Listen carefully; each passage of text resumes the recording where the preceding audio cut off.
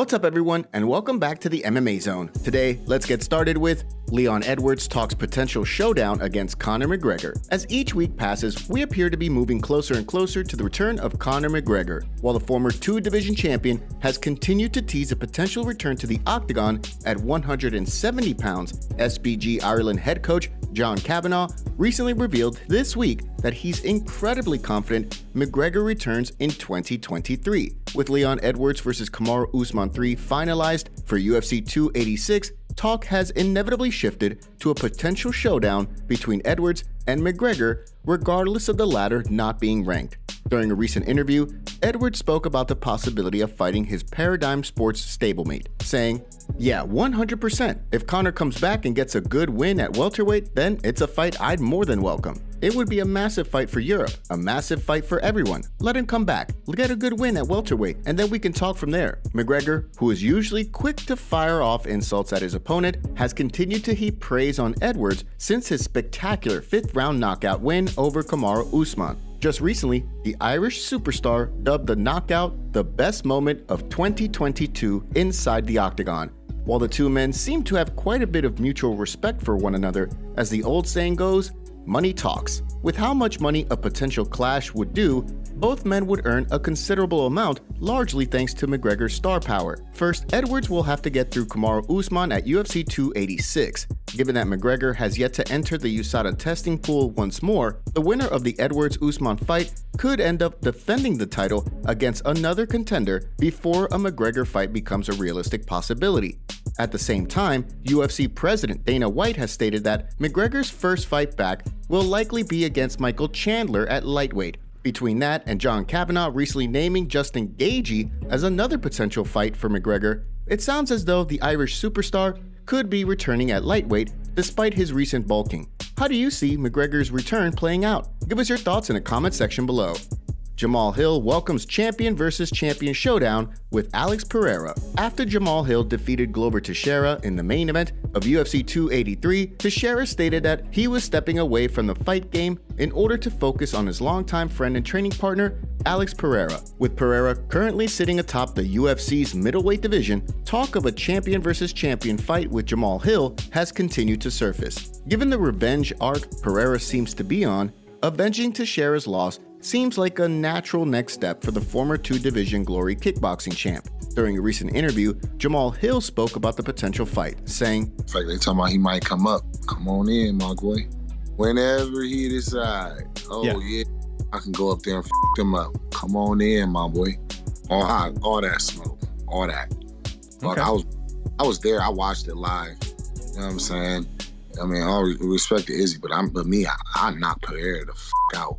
For his part, Poatan has stated that if Israel Adesanya doesn't accept a rematch, then he will move on to a fight with Robert Whittaker. After Teixeira's loss, however, his plans may have changed. How do you see things playing out in the two divisions? Give us your thoughts in the comment section below. Warner Brothers executive admits hesitancy to proceed with Power Slap League after Dana White's scandal. When UFC president Dana White was caught on camera slapping his wife in retaliation during a New Year's vacation in Cabo, the debut of his Power Slap League was postponed by TBS. As many placed the Power Slap logo over still images from the footage of the altercation, there was widespread skepticism regarding whether the competition was ever going to air on the network. According to one Warner Brothers executive, the network felt the same way. During a recent interview with Deadline, Chief Content Officer of Warner Brothers Discovery's US division, Kathleen Finch, was asked about whether the network was hesitant to move forward with White's Power Slap League after the altercation between he and his wife. Of course, yes. This is an experiment. The goal is, we're making shows for our fans. That's who we work for. Fans of wrestling have a lot of overlap with the fans of this, and it's huge on social media, so the idea really is, if we can take something that's huge on social, bring it to a linear audience, giving the fans what they want. Whether or not virality on social media translates to viewership on a televised program, of course, remains to be seen. After the first episode on TBS was a major flop in key demographics, it'll be interesting to see the ratings for the competition's second episode. Before we continue, make sure you give that like button some love and be sure to subscribe to the MMA Zone for all of the latest news. 3 exciting fights booked for upcoming cards in March and April. With UFC 283 behind us, the promotion has gone to work booking new fights for the upcoming months. The first fight that was reported this week is a lightweight showdown between Dan Hooker and Jalen Turner, which will take place at UFC 285. Hooker broke the news himself, giving fans quite a surprise to start the week. Turner has been on an absolute tear the last 2 years, going 5-0 since his 2019 loss to Matt Frevola back at UFC 236. Hooker, on the other hand, just made a successful return to lightweight at UFC 281 when he defeated Claudio Puelles by a second-round TKO. The next fight takes place in the heavyweight division, where Alexander Volkov takes on Alexander Romanov on March 11th in the Clash of Alexanders. The fight will take place at UFC Vegas 71, which is set to be headlined by a bantamweight clash between Peter Yan and Merab Dvalishvili. Volkov is fresh off a victory over Jairzinho Rozenstruik this summer, while Romanov recently suffered defeat for the first time in his professional MMA career at UFC 278 when he lost a majority decision to Marcin Tybura. Last but certainly not least, we have a middleweight showdown between Kelvin Gastelum and Chris Curtis on April 8th. Gastelum, who recently withdrew from his main event showdown with Nasruddin Imavov, is looking to pick up a much-needed win after going 1-4 in his last 5 fights. On the other hand, Chris Curtis recently returned to the win column with a KO victory over Joaquin Buckley at UFC 282 to close out 2022. Drop your predictions for the 3 fights in the comments below.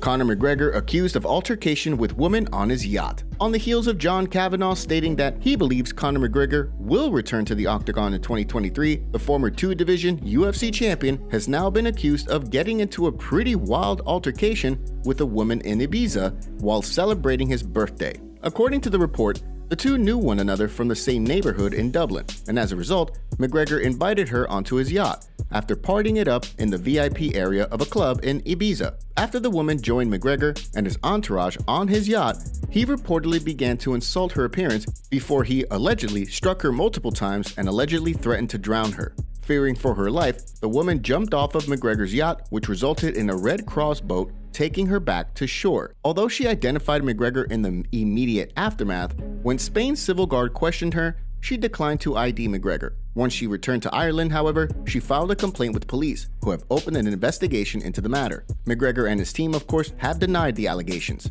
Stay tuned for updates as they become available. And now for our breaking news story of the day. Pô, ela me é esse, cara. Eu comi o telefone.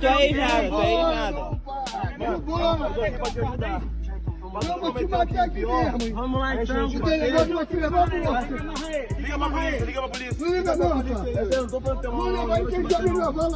Chael Sonnen isn't a fan of Tyson Fury's unique challenge for Francis Ngannou.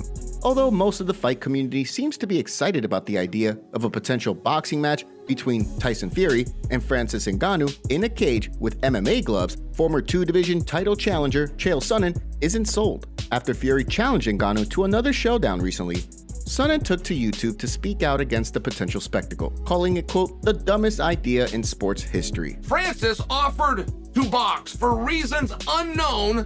Tyson did not accept that invitation, and they were going to go make up rules, but Tyson finally laid out for us what they are. They're going to fight in a cage. I have no idea why. They're going to go fight in a cage, fine. They're going to wear 4-ounce gloves. I have no idea what. They're going to go wear 4-ounce gloves. Okay, fine. They are then going to follow boxing rules. It's going to be the rules of Queensberry.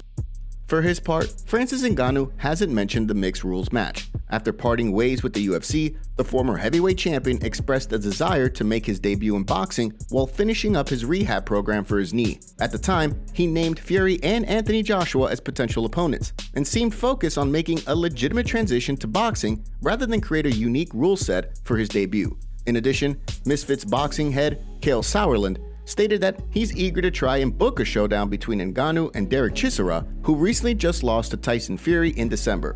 While Fury may wind up competing against Alexander Usyk in the meantime, it sounds as though, one way or another, a bout against Ngannou will take place at some point. When it does, how do you see things playing out? Give us your thoughts in the comments section below. Today's video was packed with some juicy stories from the fight world. What are your thoughts about what's going on in MMA? Don't forget to smash the like button and subscribe to the MMA Zone to see more videos just like this. See you next time.